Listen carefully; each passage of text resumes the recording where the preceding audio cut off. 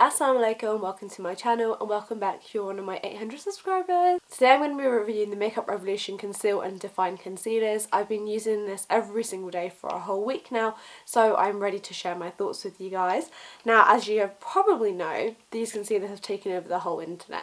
I've got 4 shades, I ordered them online, they took ages to get here because I think the whole appeal and the launch on social media was just so exciting for everyone that when we saw it was available, everybody headed over to tanbeauty.com to order all the shades. I know loads of the Superdrug stores are actually sold out of them. So the reason why people are so excited by them is because it's supposed to be a dupe for the Tarte Shape Tape, which number 1 is £22, number 2 is pretty hard still to get here in the UK, and number 3 is £22. So it's pretty expensive. Personally, I don't like spending a lot of money on my concealer, aside from like my all-time favourite, which is the Kevyn Aucoin Skin Enhancer, but then that is the kind of concealer which literally like it lasts and lasts and lasts, so it's an investment and what you pay for will last you for a good 2 years minimum. Whereas like I just find it really difficult to use concealers that are like in the £20 range that only last for 3 months, if that makes sense. I was really excited to see these, and the first review I watched was by a YouTuber. I can't actually remember her name, so I'll leave it below, but she always reviews the Makeup Revolution products straight away. I think she gets PR from them, so she swatched them all, and she straight away pointed out the fact that fortunately, although the shade range is amazing, they came out with 18 shades straight away, which is brilliant for drugstore and definitely what we should be striving towards in 2018. The downside of that was there was hardly any yellow and olive undertone shades. I do just think they should have had somebody on the team to think, hang on, are we catering for everybody? Have we met every like sort of shade spectrum? There's very few brands who actually do that. I think like off the top of my head, like Nars and Makeup Forever really think about their shade ranges really carefully, and I feel like when they're actually producing their products, they are looking at different women from different ethnicities and backgrounds and actually saying like, does this shade work for them and will we have a shade to fit them? And I think for 18 shades there could have been 2 or 3 that were yellow toned, and then they could have added more, if that makes sense. So that was a bit of a downside for me straight away. However, it's not all bad because I have found a shade that can work for me. It's not perfect by any means, but it can work for me. So I picked up 4 shades. I ordered these online just looking at the few swatches that there were and like a few YouTube videos that there were, and I got the shades C6, C7, C10 and C14, and what I'm going to do now is insert the swatches of them and just talk you through how they look like. Okay, here are the concealers in natural lighting. The top one is C6. As you can see, it's pretty pink toned, and although on the face it looks okay, when I take flash photography you can definitely see the pink tones, so I would not really wear this as anything other than an eyeshadow base.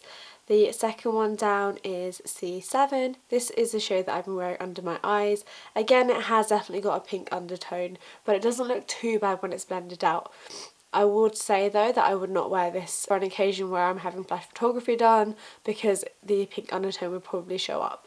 Then moving along we have C10. This is a decent match for my face. It's a little bit darker, but I do tend to go up a shade anyway with my foundation, so it works well. And then right at the bottom we have C14, which is obviously for contouring. Okay, I wanted to compare the concealers to some like popular ones. So this over here is Nars Custard. As you can see, it's kind of in between C6 and C7, and it is definitely more yellow and peachy in tone, which is what the Makeup Revolution ones are missing. The next one I wanted to share with you guys is the LA Girl Concealer in the shade Natural. Now this is a shade that doesn't really match me anyway. It's a shade that I tend to use for an eyeshadow base, but I thought it would be quite similar to C6. Let's have a look.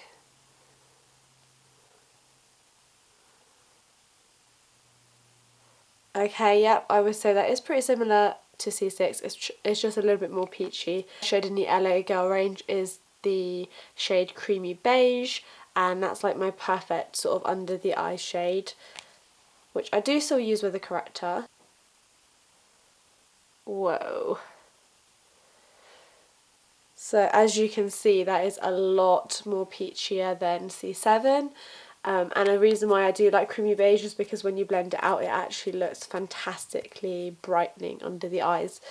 whereas C7 definitely sets a little bit more pink, like I said. So that's a really, really big difference.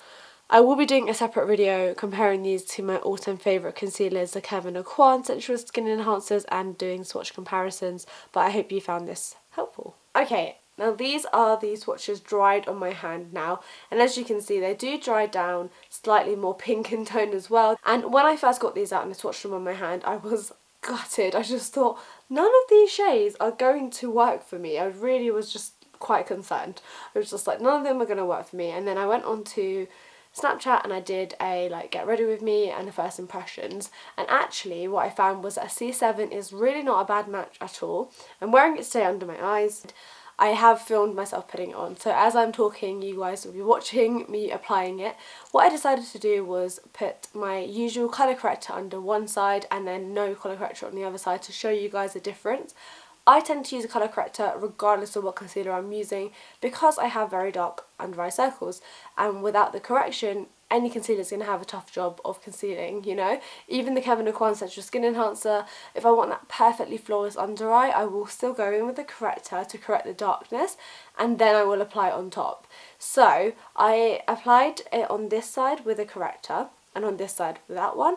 As you can see in the clip, it goes on beautifully. I love the applicator, it's such a perfect size. You literally don't have to dip in more than once.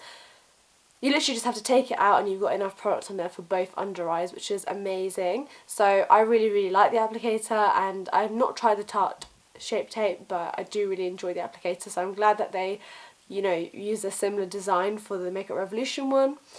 And as you can see when I blended both sides out, there's not a huge difference, but to me there is a little bit of a difference, and I can see that on this side of my face you can see a little bit more darkness. Unfortunately at the moment my dark circles are even worse than they usually are, so any concealer would have a tough job of concealing them, but you can definitely tell a little bit of a difference. So if you're somebody who uses a corrector regularly like I do, you probably will still have to use one with this concealer. However, on the whole, I'm so happy with this. I've been using it for a whole week and I have to say I'm very, very impressed. It lasts really, really well on the skin. I put it on in the morning at about 7 AM and then I come home and I take my makeup off about 8, 9, 10 PM sometimes. So way over the 12-hour mark, and it has lasted a really long time. And the biggest thing that I love about it is it does not crease under the eyes, which says a lot because most concealers do. And the reason why it doesn't crease is because it's on the more drying side. The formula is slightly more drying, and if you do have dry under eyes, I would recommend you use a really hydrating eye cream. I'm currently using the Nivea one, which is working really well for me. And then you go on with this on top because it's a little bit drying.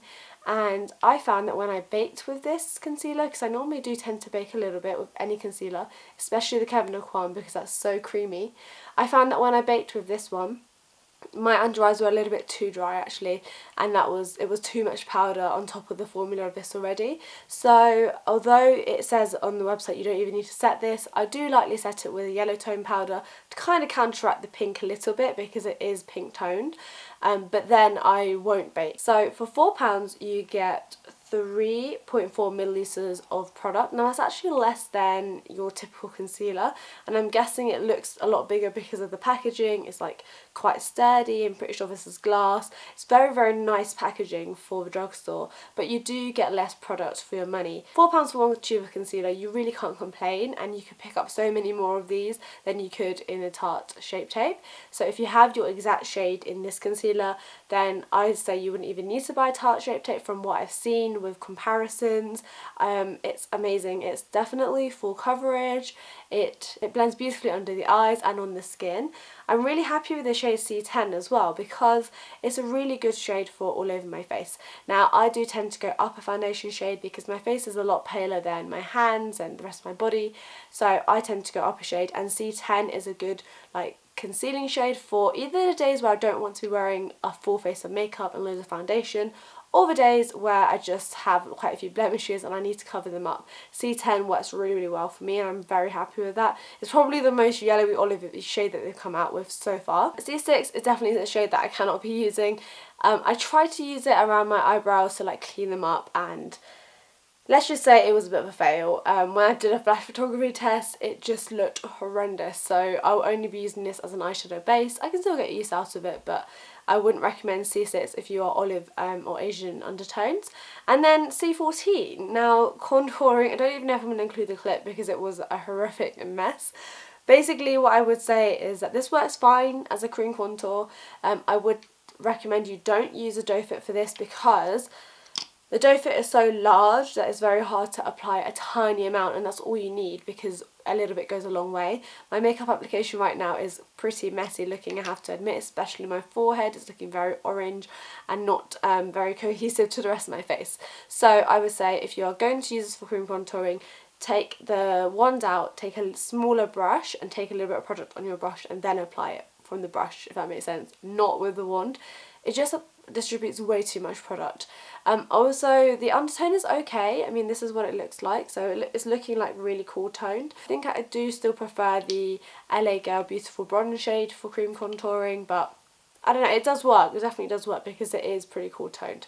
I would wear this concealer on a day-to-day basis. I think that, especially with the corrector side, my under eyes look really, really nice. However, I wouldn't wear this for a special occasion where I know there's going to be flash photography because it would look pretty odd against the rest of my yellow olive undertone makeup. It would still come out as pink. So I think it's good for day to day at the moment. Until they release some more yellow and olive undertone shades, then I won't be able to wear it like for special occasions, and I wouldn't really recommend it to makeup artists yet. Unless your clients obviously have more of a neutral or pink undertone, then obviously definitely go and stock up for sure.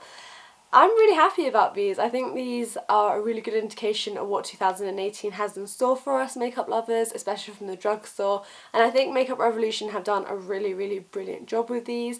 It just shows that they can produce a fantastic quality product without us spending loads and loads of money. If you're used to spending £22 on the Tarte Shape Tape, then I think this is going to be an amazing alternative, and you're really lucky if you can find your exact match. Thanks so much for watching. If you enjoyed the video and found this review helpful, then make sure you hit subscribe and like the video before you leave. Thanks for watching. Bye!